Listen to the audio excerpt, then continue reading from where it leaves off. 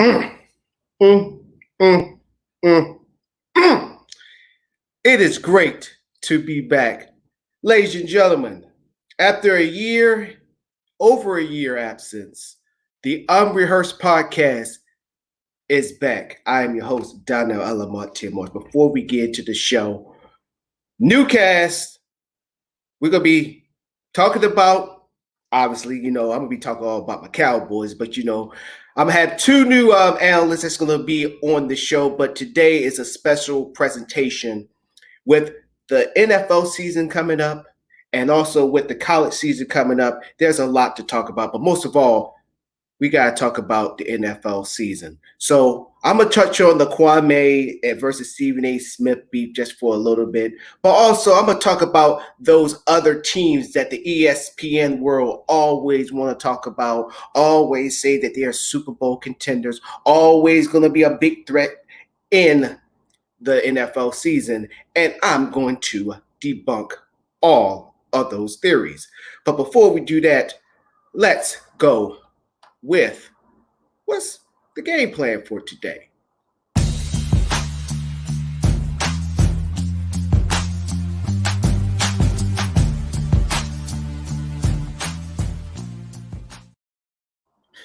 So, ladies and gentlemen, as y'all may know, I don't want to stay too much on this because everybody's just been clout chasing this whole entire story on Stephen A. Smith and Kwame Brown. So everybody knows what's been going on. Stephen A. Smith, me, I can't stand Stephen A. Smith. Can't stand him, don't like him. Kwame, I'm going to be honest before I go further on to the story and get my thoughts. I never heard of Kwame Brown. Never. But looking back on his stats and looking back over the years, this man been in the league for over 13 years. He was the first overall pick with the Wizards, where they then had Michael Jordan. And to tell you the truth, that's all I know. Until, about a month ago, maybe three weeks, who knows? 3 weeks ago, you got Kwame Brown on Instagram. I'm not Instagram, but on YouTube, finally standing up for himself after, 20 years of getting abused by people like Stephen A. Smith. He finally had enough. And to tell you the truth, just like everybody else, I'm all for it. As me being a Cowboys fan, we get a lot from Stephen A. Smith. Definitely when we have horrible and terrible seasons. So just to see him getting this much trash talking and him actually going on his show with a freaking African colored coat on his show makes me laugh completely. But here's my issues with that. For everybody who just been jumping on this story, they're sitting there tagging these videos, making YouTube videos just to post Kwame Brown's responses to Stephen A. Smith and responses to all these reporters, makes me question, did you have that same energy when he first was in the league? Did you know about his stats? Were you always a Kwame Brown fan? I mean, I'm being fair. Because we live in a world where people forget how they felt back in the day. Now, don't get me wrong. Everybody has a chance to change. Big example, Kobe Bryant. I never was a Kobe Bryant fan. Rest his soul. Because at that time, I believe that Kobe Bryant only won those championships on NBA Finals was because of Shaq. I said that. I believe that. Because when Shaq left, Kobe had nobody else. And everybody know those years where he struggled. But then when Kobe finally put together 2 winning championships, I'm a respectable hater, y'all. I shut up. I was like, hey, that man's a GOAT. That man is the reason why everybody around the league had to step their game up. Not only Kobe Bryant was a legend on the court, he also was a legend off the court. lot of programs and a lot of activism that he was doing that nobody didn't even know about until he retired. And I'm like, dang, I'm still a Kobe hater, but I got to respect the man. And that's what I mean by when people can change. But do any of y'all who's sitting there jumping on Kwame's coattails, did y'all have that same energy then? Did you even look at his stats? Did you even know that he was a first round pick? How about this? Do any of y'all own his jersey? Did y'all bought his jersey when he was with the Wizards or his other teams? Do you even know what other teams he was on? Nah. Everybody just want to jump on the bandwagon. Everybody want to just be like, yeah, I can't stand Stephen A. Smith. I can't stand him. Get him, Brown, get him. But y'all sounded like y'all a big fan of his. Like he actually done something. No disrespect to Mr. Brown. No disrespect, Mr. Brown. But this is what I'm saying. Kwame Brown deserved to go at Stephen A. Smith. I think players should be doing it more often. These analysts got such little wee hearts. They never made it in sports when they're in college or in high school. And now they got a job on ESPN to say whatever they want about these players that go in, day out. Most of all, they wish that they was in their positions. And now they get to say how they are bum, how they can't kick a football right, how they can't throw a football, how they can't shoot a pass, all this stuff. But then when the players fight back and say something to them, now all of a sudden, you can't go against me. Why are you going against me? I'm just saying it like it is. That's Stephen A. Smith. And he's not the only one. So I commend Kwame Brown for doing that. And I wish more players would do that. But for the rest of y'all who's sitting there making YouTube channels about it, tagging all these videos about it, like y'all been a Kwame Brown since the start, stop. Stop. Because if y'all didn't have that same energy when that man was drafted and through his years, his 13 years, then shut up. Shut up. Y'all can praise Kwame Brown, but realize real people that know about Kwame Brown's stats and his records, they're the ones that's going to check you and say, what else you know about Mr. Brown? But other than that, I'm going to tell you what I'm going to do. I'm going to sit back. I'm going to enjoy this rivalry. I cannot wait for the next video for this man to keep him coming. Because I know he got a lot more people that he's going to expose like he did to Stephen A. Smith.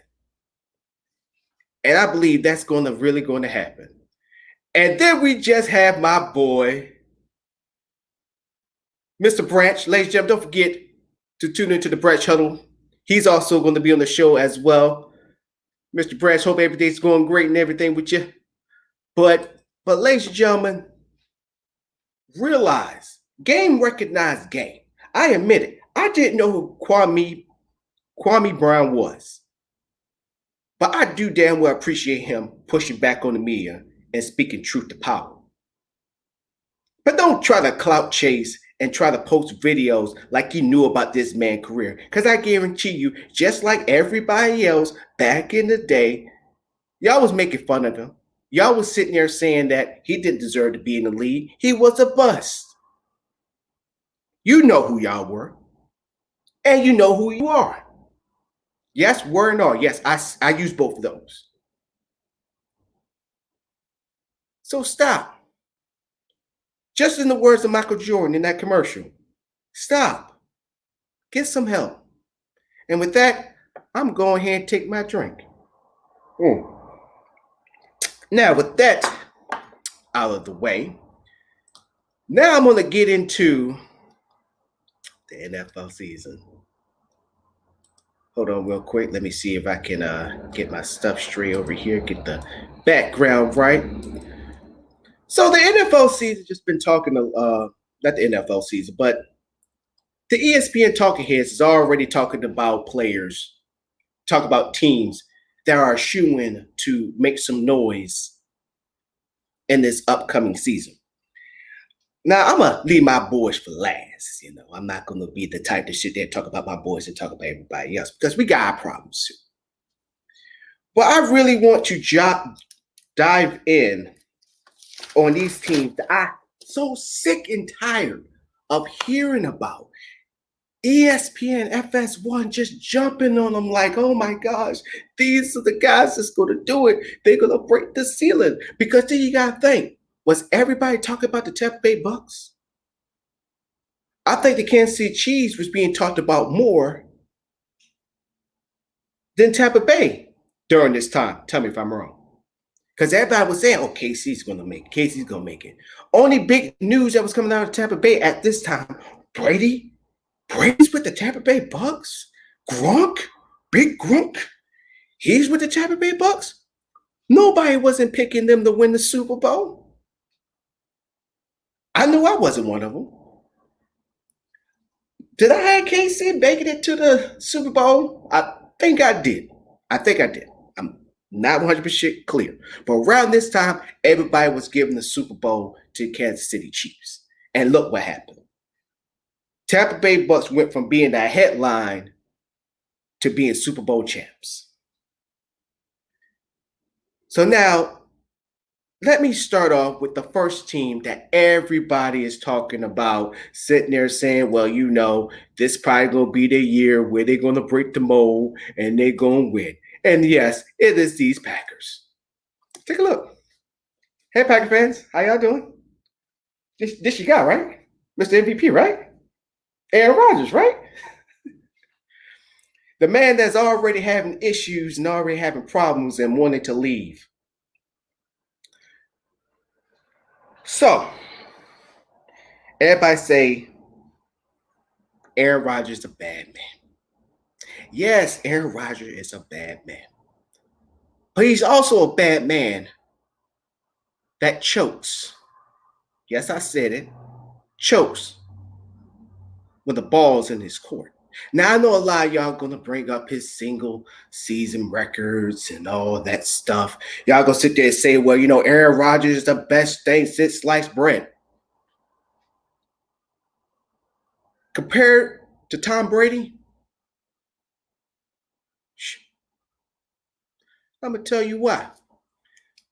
So, as I was doing some stats, so we're basing all this stats is based off their post Super Bowl win. So their last Super Bowl was in 2010. That one rickety Super Bowl with under Aaron Rodgers. So let's start from the bottom. They have a 4-7 record in the division. Yes, I said it.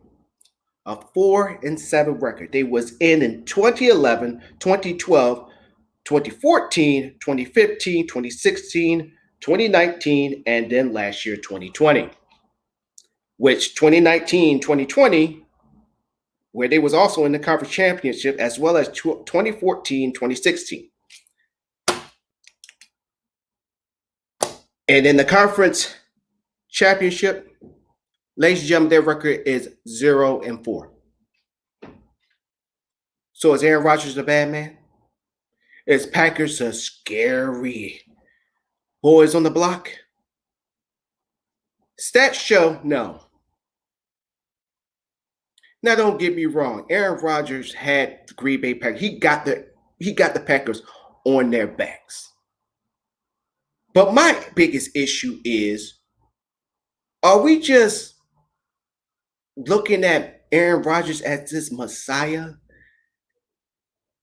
and comparing him with the likes of Peyton Manning and comparing him with the likes of Tom Brady? To tell you the truth, if we are, He's either a distant second or he's a distant third to either Manning or Tom Brady.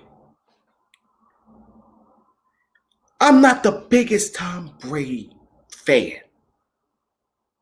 I'm not.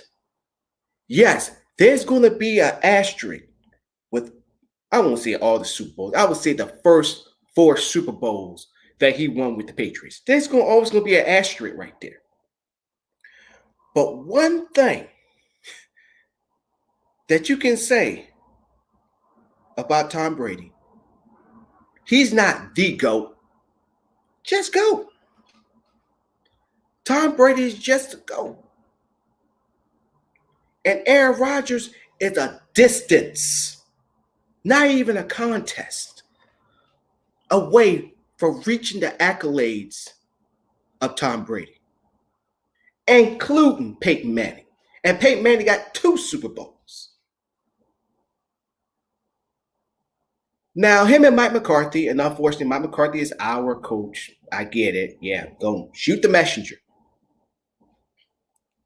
It's funny how he was talking all that shit about Mike McCarthy and how he was, how he was bringing all those issues from the Packers to the Cowboys. And now look what's happening with him and LaFleur. Crazy, huh? Insane, huh? Because I always thought LaFleur was just he was a Aaron Rodgers boy. Yeah, I said it. Aaron Rodgers boy. Because it seemed like Aaron Rodgers was the one calling all the plays, and LaFleur was over there like, okay, cool, that's good. Anything for Aaron Rodgers. But for the past 2 seasons, LaFleur finally realized that he's the head coach. That he's telling Aaron Rodgers, hey, when I call the plays, I expect you to do it. And everybody who's sitting there saying that Aaron Rodgers is a bad man, find out that he's nothing but a diva. He won like this, he won like that. And it's funny, when that story first came out about Aaron Rodgers just having his disagreements with the Packers, I see a lot of freaking YouTubers sitting there saying, well, he got the right to be mad and get grumpy and all that stuff, which is true. But you rather keep that in the locker room, keep that with the organization? And yes, I admit, the front office have not been helping Aaron Rodgers build up their offense or that defense, might add, to help him to get the Packers to go over the hump. To be fair, they made it to the conference championship twice and still can't get over the hump. So yes, the organization also deserves half the blame. Everybody's going to say put it all on the organization. No.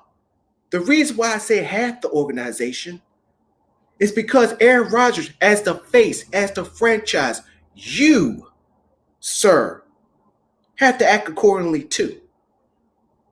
You cannot put all that stuff out there for the media just to jump on the franchise and say, oh, they're not giving me what I want, so I'm just going to tell everybody how I feel, rather than just going to the front office, going to the movers and shakers and telling them, this is what I want, this is what I need, rather than telling the whole entire world. And then for those who sit there saying, well, Aaron Rodgers should act like this, if you're a fan, a diehard fan of Aaron Rodgers,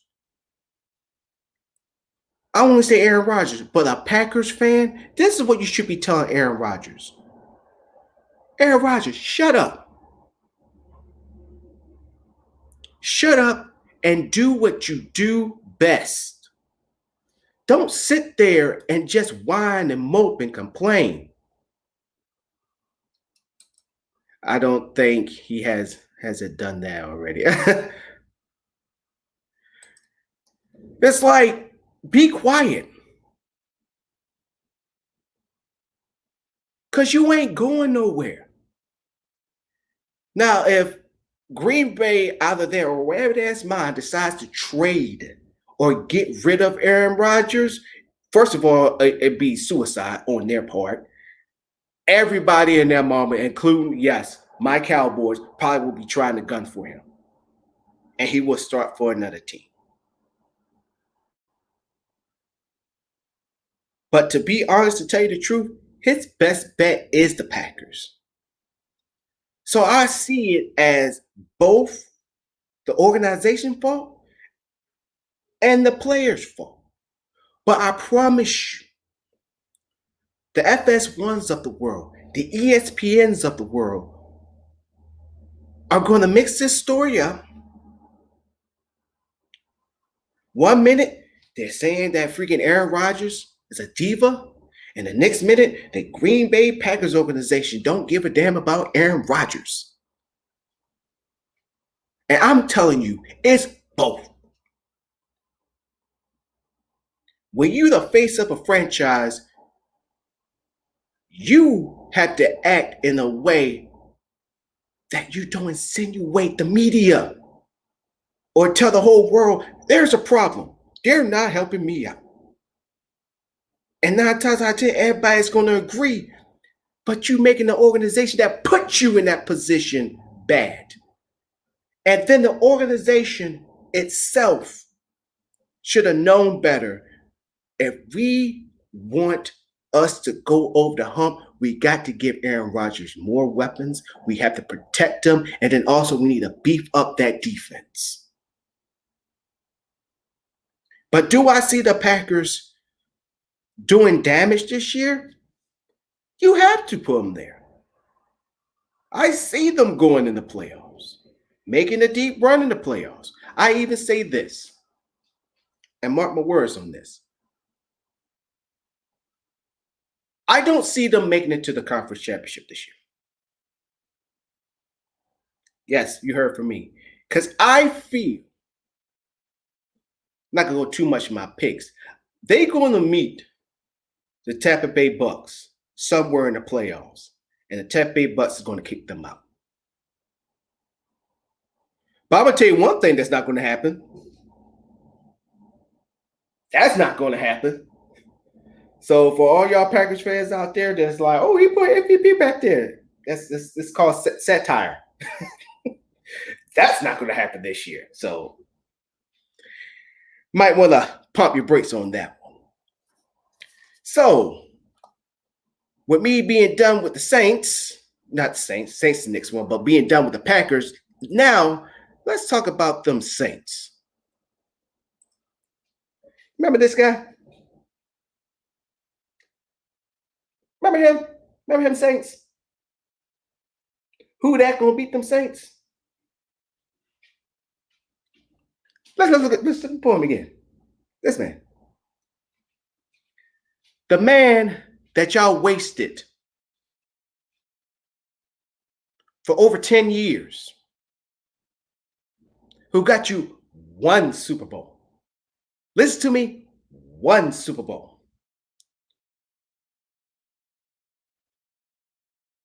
I literally had a battle boy of mine who texted me last year when Dak Prescott got hurt, made fun of it, and I'm like, dude, that's effed up.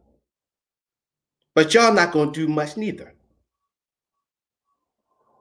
And just like the Packers, they can't get over the hump. So let's look at their records. So they went to the wild card 7 times. They're 4 for 2. That's their record. They was in it 2010, 2011, 2013, 2017, 2019, 2020. Let's look at their division record. They're 1 for 4. Now, to be clear, this is post Super Bowl win. So their last Super Bowl win was 2009. And they only got to the conference one time. One time. And that was in 2018.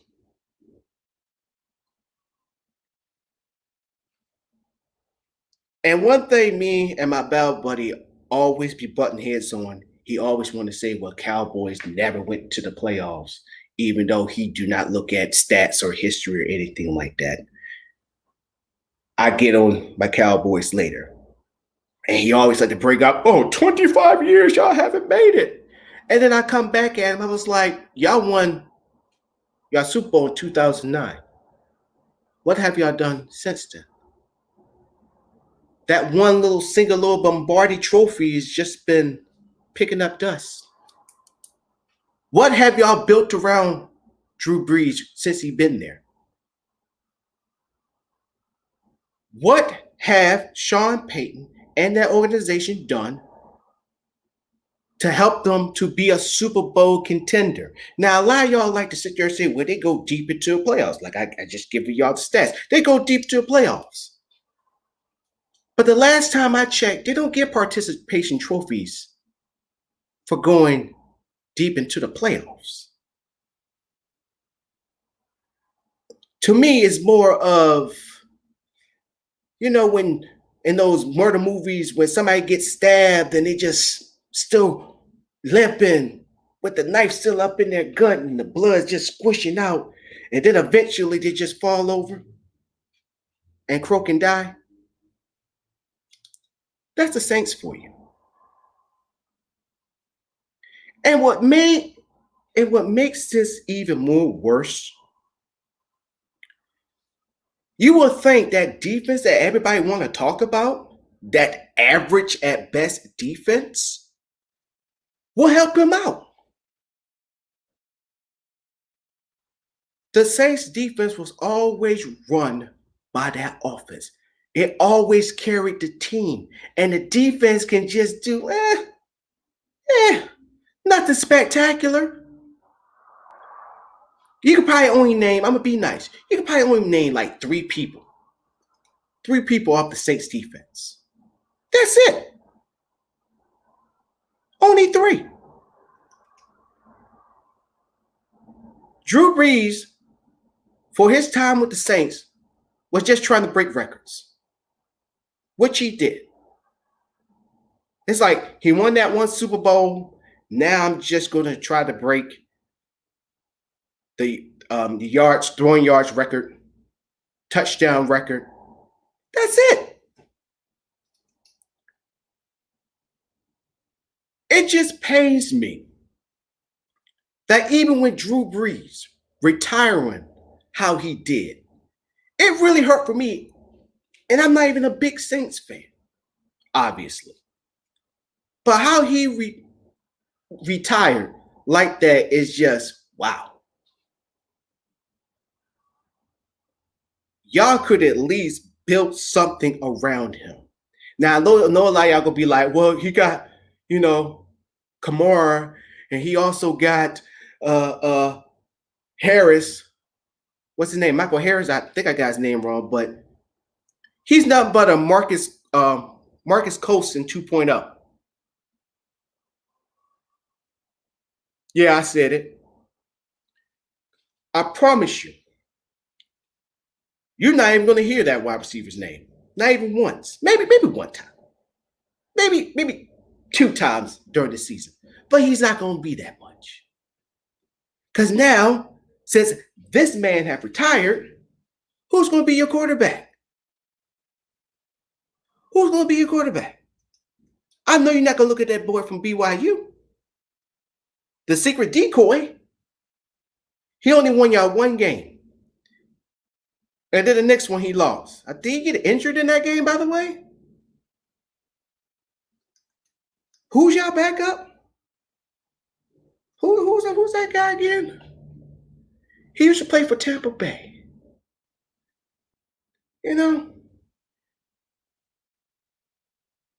I'm trying to remember his name. I see his face in my eyes, but I just can't put his name. But y'all probably know who I'm talking about. That's going to be y'all quarterback. Him.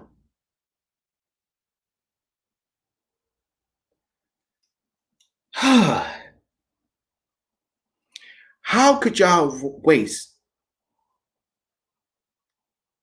a Hall of Famer, soon to be a Hall of Famer, first ballot Hall of Famer, Jameis Winston. Thank you. Jameis Winston. He's going to be your quarterback.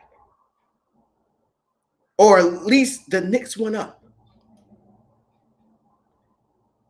Let's be for real. The Saints wasted this man.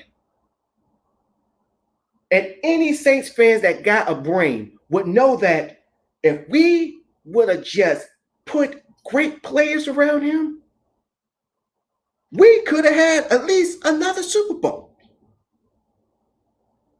Breeze deserved that. But no. Y'all just like the other team that I'm about to mention. Y'all just think about 2009. Y'all got that Super Bowl. Y'all like that little kid that's finally hit puberty. He's 16 years old now. Now he get to sit at the adult table now. And now he think he could just talk about adult things now.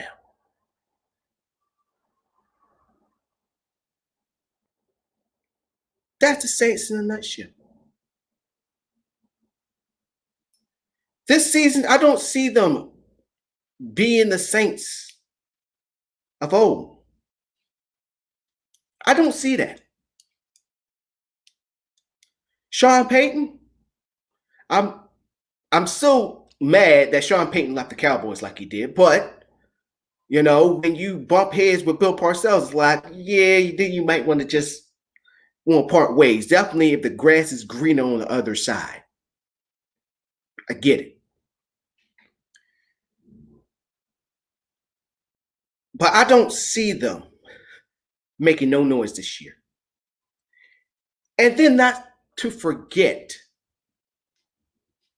they got a team by the name of the Tampa Bay Buccaneers with that quarterback Tom Brady, who just won a Super Bowl, right?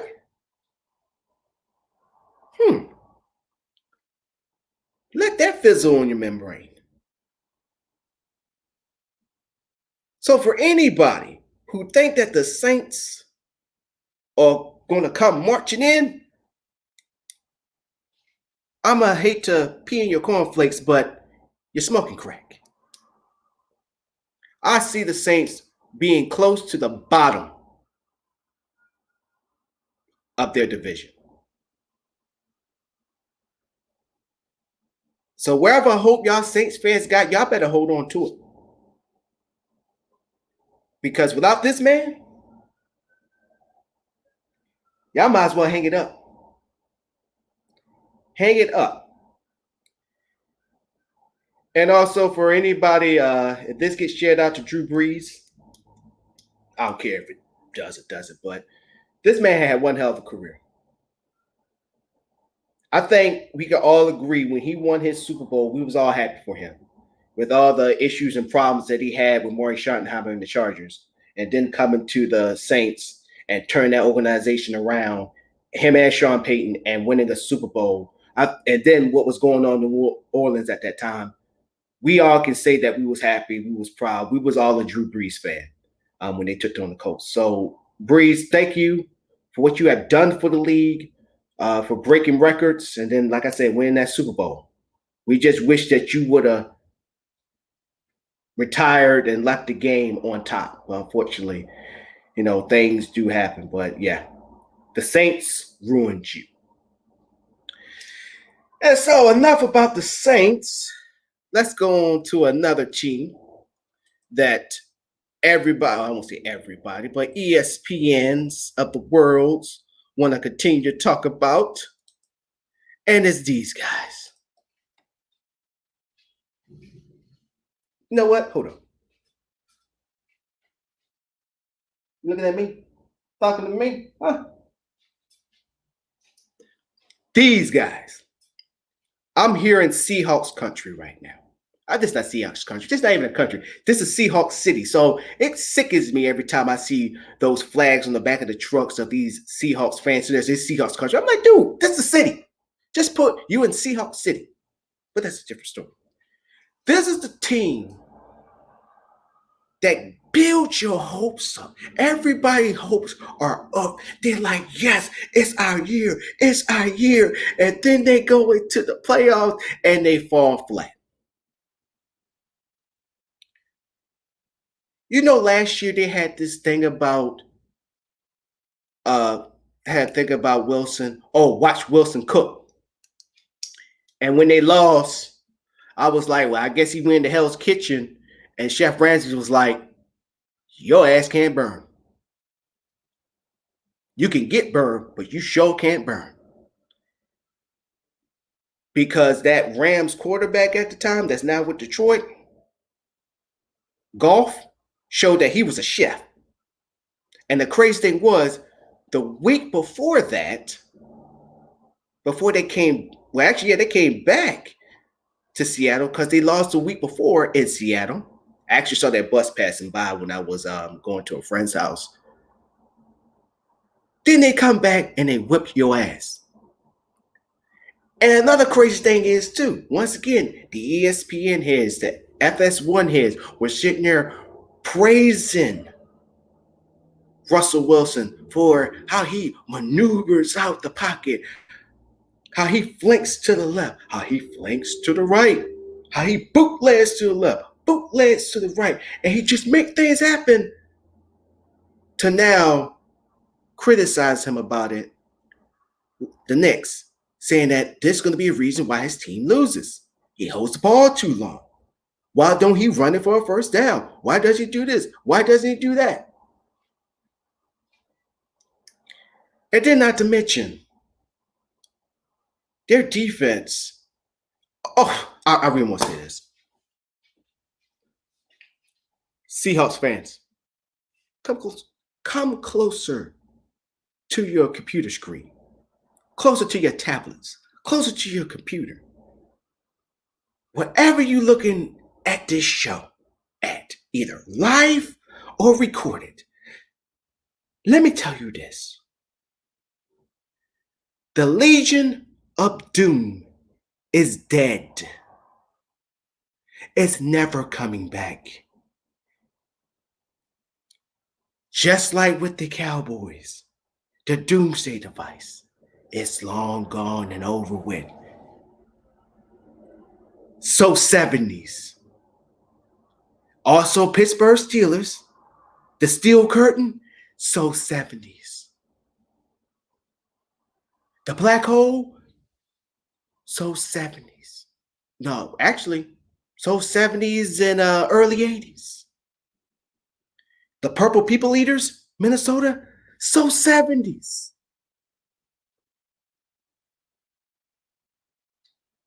Monsters from the Midway, from the Midwest, yeah, Midway, Midwest, wherever. The Super Bowl Shuffle,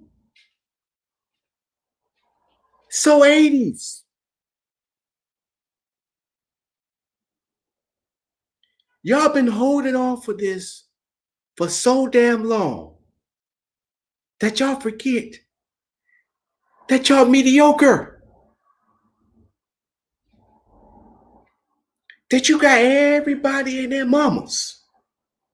Like if I just walk out here right now, 9 times out of 10, I'm gonna see something with a Seahawk memorabilia on there or a decal. And just love hearing them mope, complain. Russell, why? Russell, why you do this? Russell, why did you fumble to the left? Why did you fumble to the right? Why did you throw it? So let me just go ahead and give y'all the stats on your Seahawks tacky ass chant. So once again, this is based off their last Super Bowl. So 2013 was their last Super Bowl. The year after that, we all know that they went back to the Super Bowl and they lost to the Patriots. On that nice, spectacular, audible, rather than giving it to beast mode, which is funny. People still talk about freaking beast mode like he's some type of god here, when y'all didn't give the ball to him. Let's go ahead and throw it.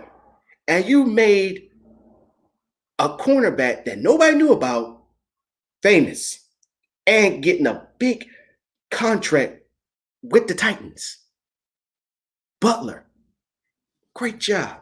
So after that, so their division record is 1-3. Their wild card record, they are 3-2. Yeah, wild card not bad. Division, yeah. So they was in the division in 2014, 2015, 2016, 2019. As we look at the wild cards, the years that they were in, which they were 3-2 once again, 2015, 2016, 2018, 2019, 2020, which they lost to.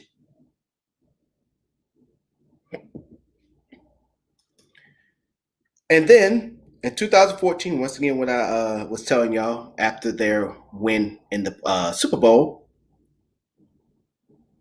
2014, they are 1-0. So here's my thing with the Seahawks. Seahawks, they kind of do remind me of my Cowboys in middle of the 2000s. They would have such a great team. I remember, I take it to when we had T.O., when we had Wade Phillips as the head coach, and we was in the playoffs. And I think we were second overall in the NFC standings for I'm going into a playoff. So we had a home game. And this 10-6 New York Giants team, who was expected to get demolished by us, come up in there, come into Texas Stadium, and whoop our ass.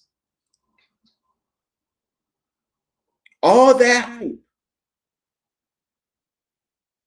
Our hype was like a balloon because we will find a way to pop it. That's the Seahawks.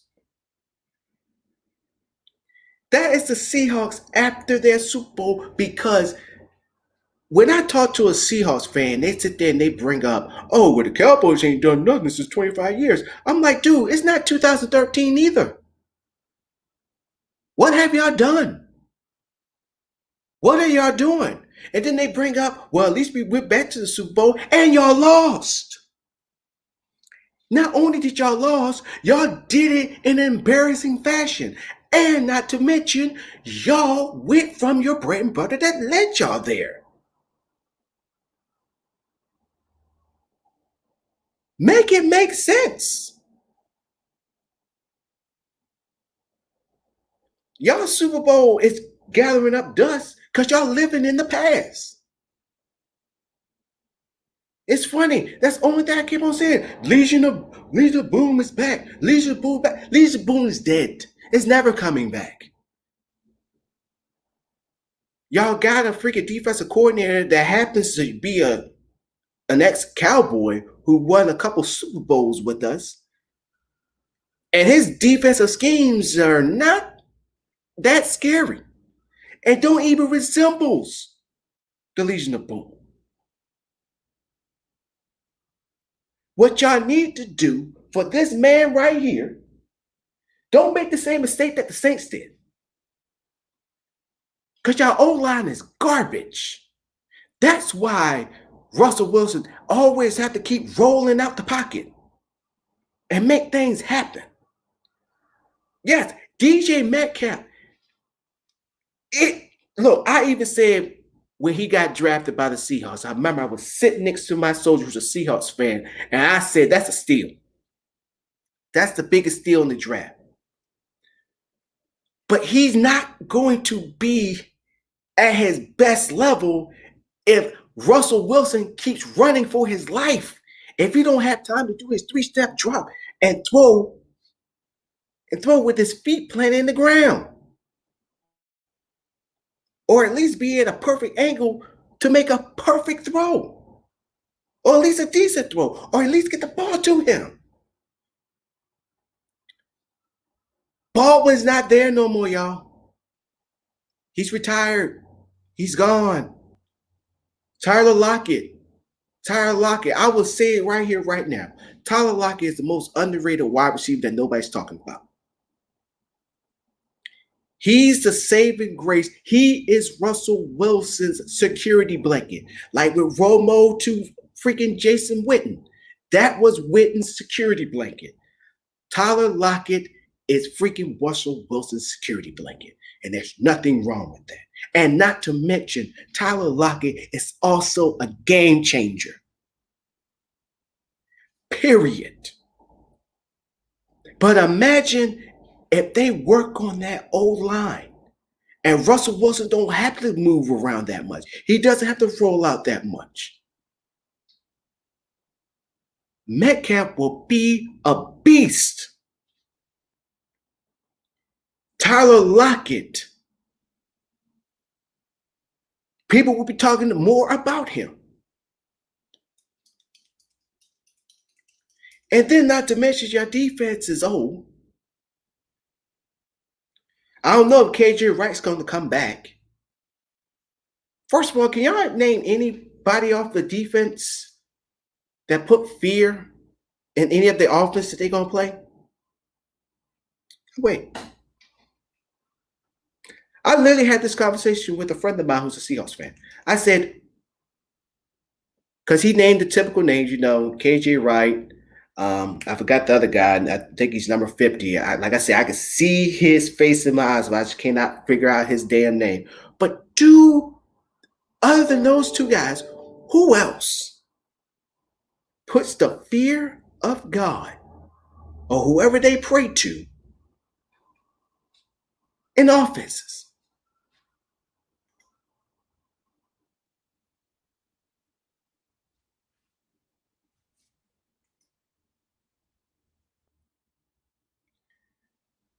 If you want to place a bet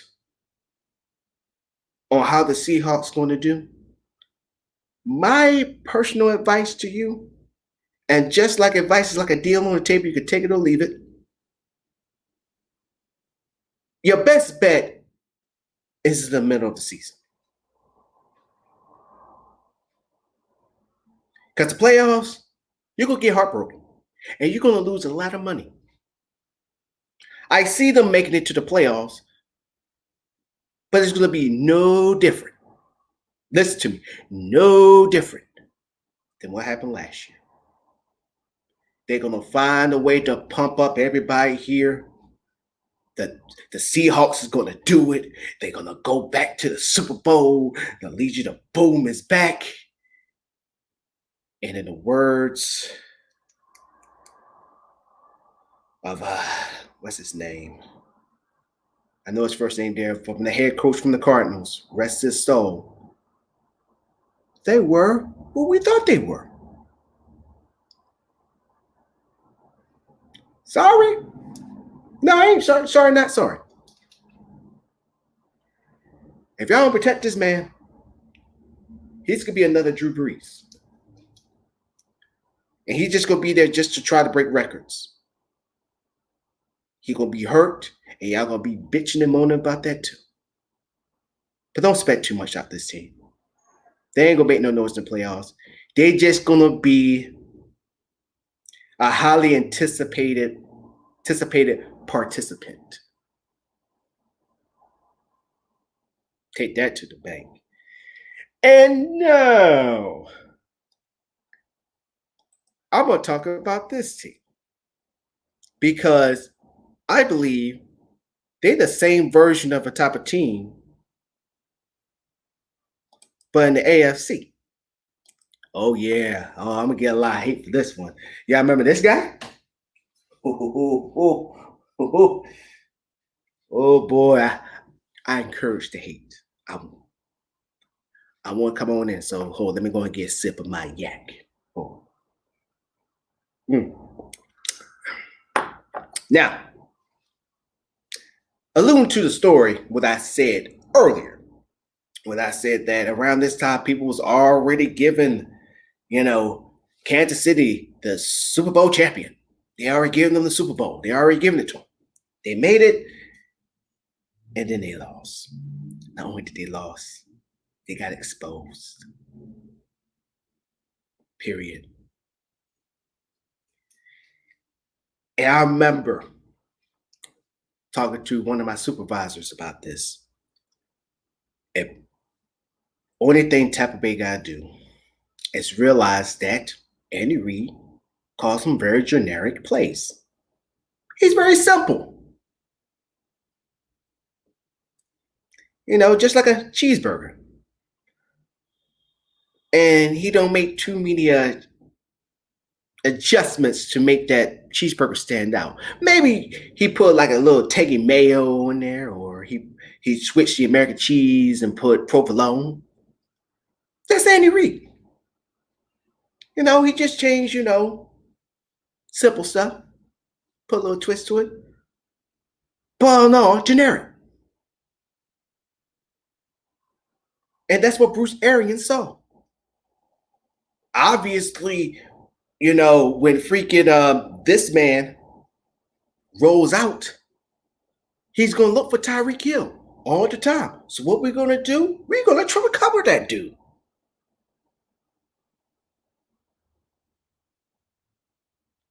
And not to mention Mahomes was hurt. But a lot of people are putting it on that fact that he was hurt, that he wasn't doing his thing. No. A lot of players play hurt that you don't even know about. So I don't want to hear that he had like a foot injury. I don't want to hear that. Throw that mess out the way. But I am going to say this. And then also they use the excuse, one of his linemen was hurt, so they had to put a rookie up in there. Okay, next man up. I don't want to hear that. I do have KC still dominating the AFC. Do I have them coming back to the Super Bowl? I'm going to leave that pick until the show actually gets started. But I am going to tell you this. If y'all put the two together and you've been watching this for a while, the KFC Chiefs has morphed into the Seattle Seahawks of the AFC. Because I believe everybody and their mamas, every defensive coordinator was watching that game. They was glued to the TV. They was already in their offices going over film and going over tape, how Todd Bowles shut down Tyreek Hill, how that defense, how he disguised the blitz, how he made Mahomes run for his life. Because if I was a defensive coordinator right now, I wouldn't be doing this. I will be winding back and forth with my team captains on the defense and see, look, if we do this, then we can make them do that. If we double cover him, we can make them worry about this guy. That's what I would be doing. And trust me, anybody that's going to be facing this team was doing that. Probably currently still doing that now. With the OTAs happening now, I think that's the first thing they're going to say. Okay, this is Tyreek Hill. This is the disguise that we're going to use. These are the guys that are going to be on them.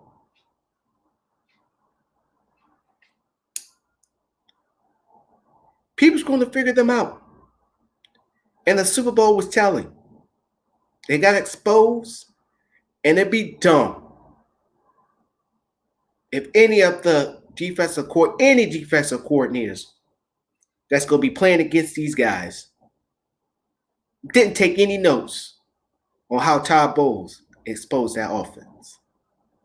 And knowing how generic Andy Reid and his plays are. Yes, a lot of y'all going to say, well, it works. Yeah, it works. Until somebody finally figured it out. Like they always say, the truth is always staring you in the face, but you choose to ignore it and look the other way. Turn the other cheek. So I'm not going to give you my pick or how I see them faring through the playoffs. But I will say this. will say this. They have morphed or will morph into the Seahawks of the AFC. And now I can finally talk about this man right here. That's my quarterback.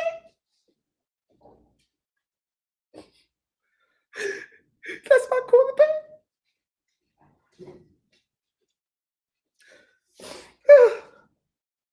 Give me a second. Now, just like any fan, I have really put a lot of criticism on this man. I have. There are times where he jumped the gun, and there are times where he really had me like, yo, did he just do that? Kudos. But the thing that really was ticking me off was that Jerry Jones and Stephen Jones was making this man wait to get paid. But it was Dak's fault, him and his freaking agent at the time, who could have got paid $35 million. I think it was like, no, I take that back. I think it was $32 million a year. And he would have been the highest paid quarterback at that time. But he turned it down. And I think this deal that he has, I think it's $35 million. I'm probably wrong, but the deal is done. I mean, when he had that injury against the Giants, it really summed up how much we needed him. And as much as I had confidence in Andy Dalton was not the guy. And I was totally freaking surprised. And not to mention, our team was all out of whack. It was one of the worst seasons since the time Romo got hurt, where we went through, I think, 4 different quarterbacks. And we only went through 3 different quarterbacks. And the sad thing was, Andy Dalton has a history of being a starter and being in the playoffs. And we was relying on his experience, which never came to fruition. It never showed. So for anybody in the Cowboy Nation that was dogging on this man, I was with you. Last year showed us we need this man. We need number 4. There's nobody else that can step up as much as he has. Because he was putting up record-breaking numbers before he got hurt that nobody wants to talk about. Passing yards. This man was throwing it up like he saw in the future that he was going to get hurt, or that he knew that this season was a bust. He knew the season was lost, so he's like, you know what? I'm going to bail myself again. I'm going to show everybody who doubted me that y'all going to need me. And unfortunately, that incident happened for us to see that. But even before that, he's putting up big numbers, which took a while for all the other people to catch up and finally beat it. Because obviously he was hurt and he was done for the rest of the season. But how I see my Cowboys doing this year, I see them doing a lot better. I see them doing a lot better. I'm not going to go too far into it. Like I said, this is only just a special presentation, y'all. I can't let y'all in on everything. But I see them doing a lot better. Because a lot of y'all haters out there who don't like to hear the actual truth from the insiders themselves as Cowboys fans, and on the outside looking in, listen to the ESPN heads who just don't know their head from their asses anyway, and from the FS1s, because I don't trust anything that comes out of Skip Bayless's mouth, and then Shannon Sharp, skip, Mr. Shannon Sharp calling, hey, Jewish, you going to the Cowboys? Wait a minute. Wait, just 1 minute. Wait, hold on.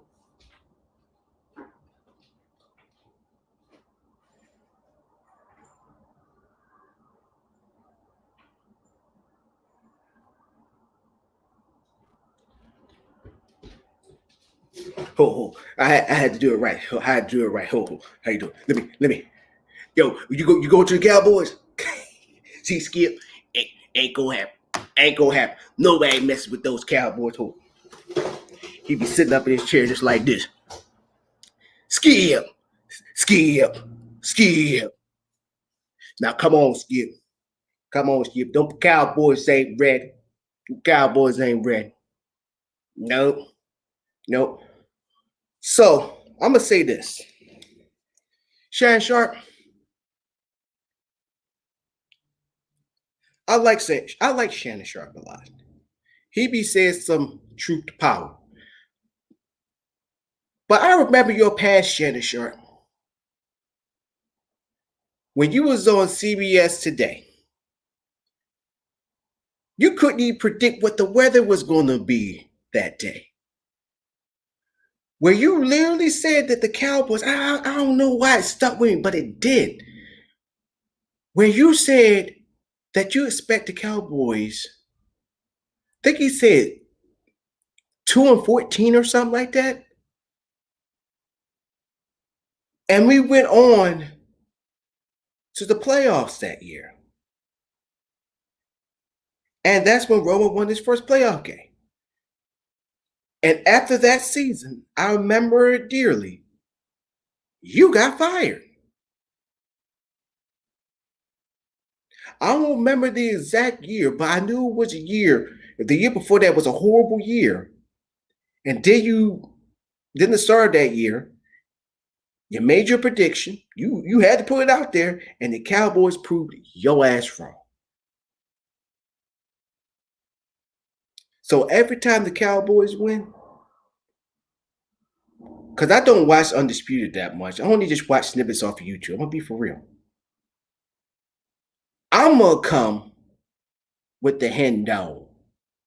And I don't even wear do-rags, but I'm going to sport a do-rag. I don't even smoke Black and Miles. I'm going to switch that up. I'm going to get a nice strokey. Nice little Cuban. And I'm going to be like, hey, Shot, how you doing? And I'll make sure I'm going to get the most cheapest Henny. Just to be petty.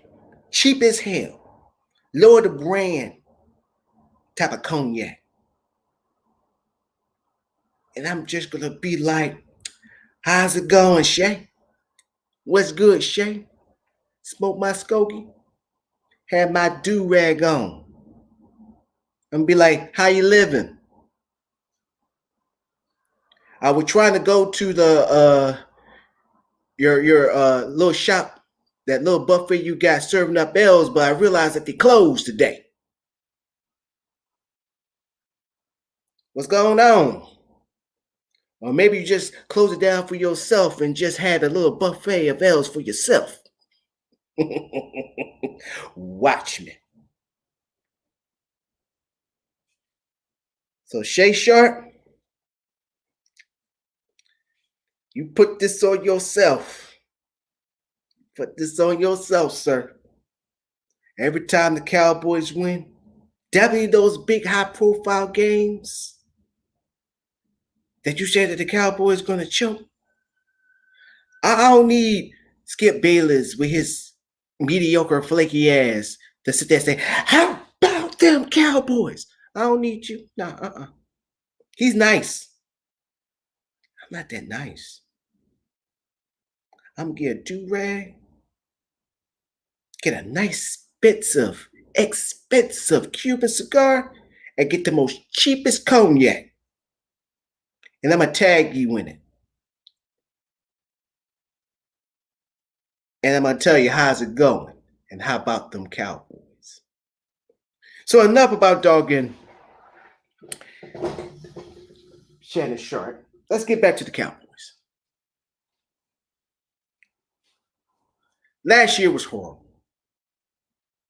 I always go by this philosophy of, if we get our first-time head coach, it's their first year. Good or bad, it's their first year. Now we get to the second year. Now let's see what you learned from that first year. So for everybody sitting there saying that Mike McCarthy's on the hot seat and all that stuff, when you are Cowboys head coach, you already are on the hot seat. If you are working for the Cowboys, you are on the hot seat. Even this man is on the hot seat. Even this man is on the hot seat. If you are associated with the Dallas Cowboys, you are already on the hot seat. All other teams, when they got their person on the hot seat, it's just whoever. It's just to them just to get a story out. For us, when you're the Dallas Cowboys, even as a fan, you're on the hot seat because we're the most hated franchise in the world. And guess what? We don't give a damn. Because when they lose, they all come out just like roaches. They come like that.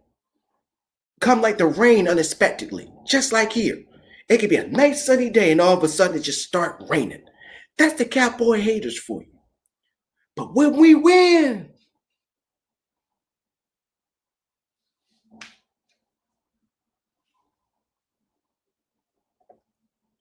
nowhere to be found.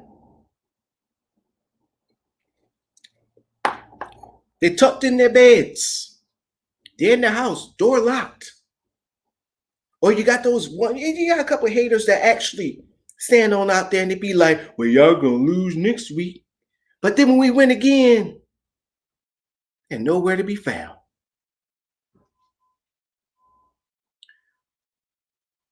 So if you're associated or even work for the Dallas Cowboys or play for the Dallas Cowboys, you always on the hot seat. Mike McCarthy knew what he was signing up for. Yes, we all knew the reason why we had Mike McCarthy as a head coach. We know why. Because he had Super Bowl with the Green Bay Packers. I got faith in Mike McCarthy. We got no choice but to have faith. Mike McCarthy also understood that Mike Nolan was not the guy. He was terrible. Mike McCarthy knew that the good boy system, even though he's hired McAdoo, that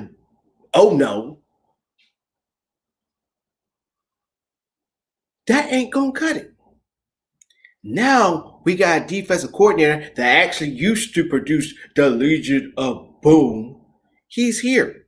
The actual coach, not somebody who's an assistant, but the actual coach.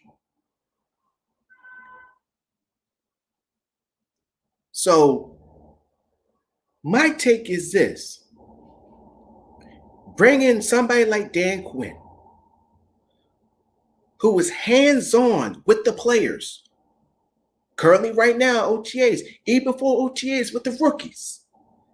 Something that Mike Nolan was not doing because he was doing all his shit virtually. That's a big difference.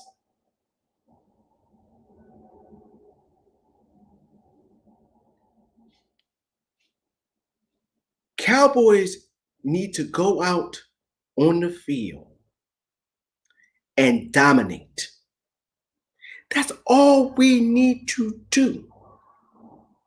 I'm sick and tired of being the best team on paper, but in actual real life playing time, we are a shell of ourselves.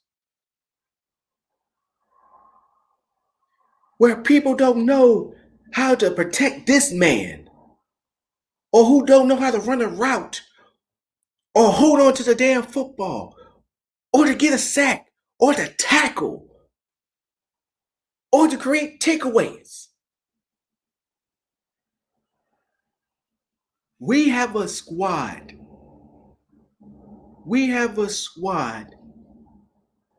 Definitely a defense. I'm happy that we drafted all defense. About time. There's some headhunters. There's some headhunters not afraid to put their head in and knock that ball, jar it loose. and rattle a couple players and make sure that they know not to come their way. And our offense don't have to always score 42 freaking points a game. That we have a defense that is lethal, run stoppers, world stoppers, and once again, headhunters. To get our offense back on the field, that they can pound the ball, they can throw the ball, waste time off the clock, and score points when we need to. Not this, now we're going to score points in the fourth quarter type shit. Which lead me to our offensive coordinator, who is really on the hot seat.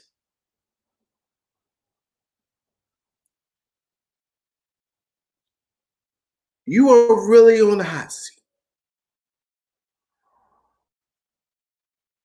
Because this damn trickery plays and all that stuff ain't cutting it. This is not Boise State.